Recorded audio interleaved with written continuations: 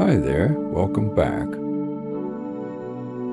Did you know that two people can share the same bed, the same house, the same last name, and still live as emotional strangers? Not because they hate each other, not because they want to leave, but because somewhere along the way, they forgot how to talk safely, openly, and honestly.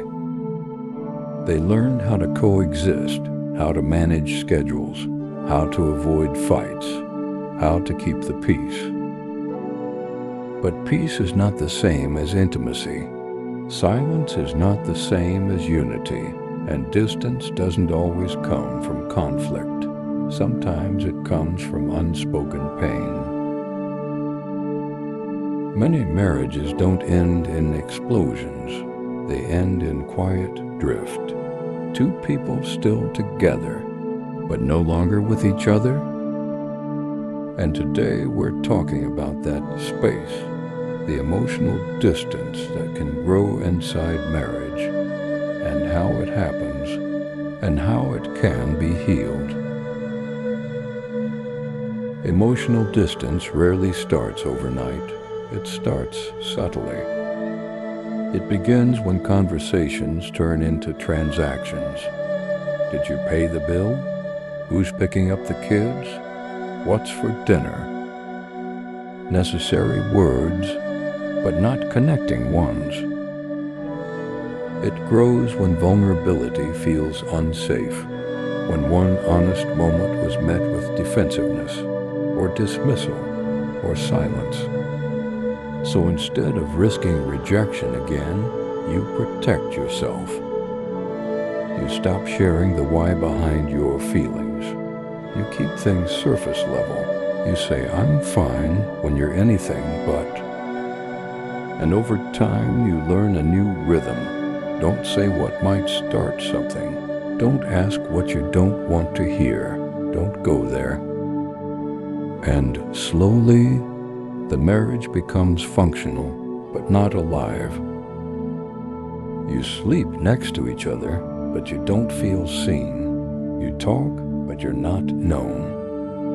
And the most painful part? Both people often feel alone, and both think they're the only one who feels that way.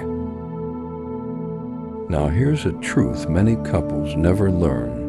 Love cannot thrive where emotional safety is missing. You can love someone deeply and still feel unsafe telling them how you really feel. Safety means this: I can speak without being punished. I can be honest without being mocked. I can be vulnerable without it being used against me later. When safety disappears, honesty disappears with it. Instead of saying, "I feel lonely," you say, "You're always busy." Instead of saying, "I'm afraid of losing you," you say, "You never listen." And suddenly, every conversation feels like a courtroom, someone defending, someone accusing, no one really heard. So couples stopped talking about what matters and start arguing about everything else. The issue is rarely the issue. It's the unspoken fear underneath it. Emotional silence is expensive.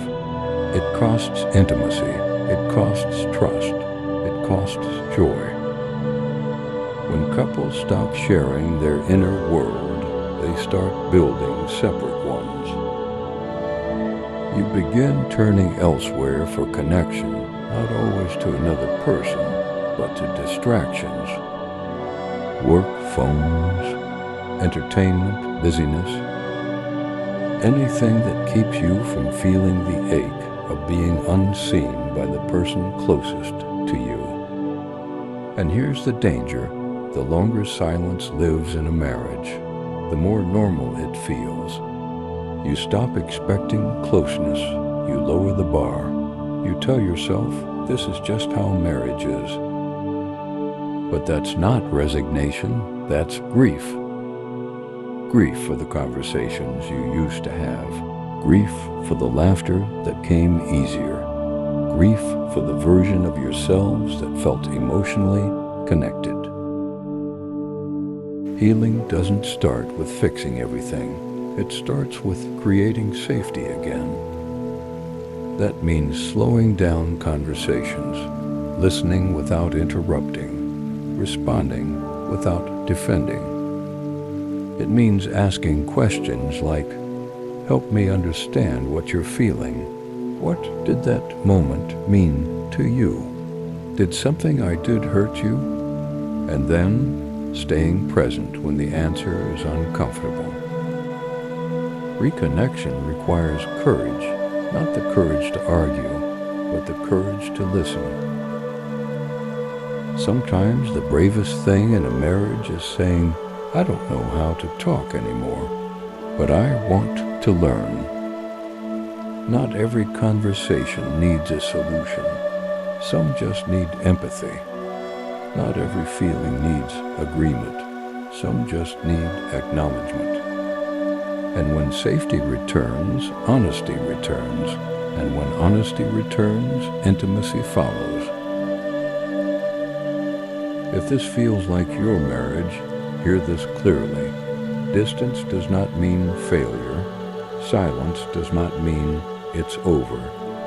It often means two people were hurt and didn't know how to find each other again. Reconnection is possible, but it requires patience, humility, and grace for your spouse and yourself. You don't rebuild closeness in one conversation. You rebuild it one safe moment at a time. One honest sentence, one gentle response, one choice to stay engaged instead of shutting down. And slowly, the strangers begin to feel familiar again. Two people can share the same bed, the same house, the same last name, and still feel miles apart. But get this, distance is not destiny. With safety, with humility, with honest conversation, emotional walls can come down. And marriage can move from survival back to connection. And listen well.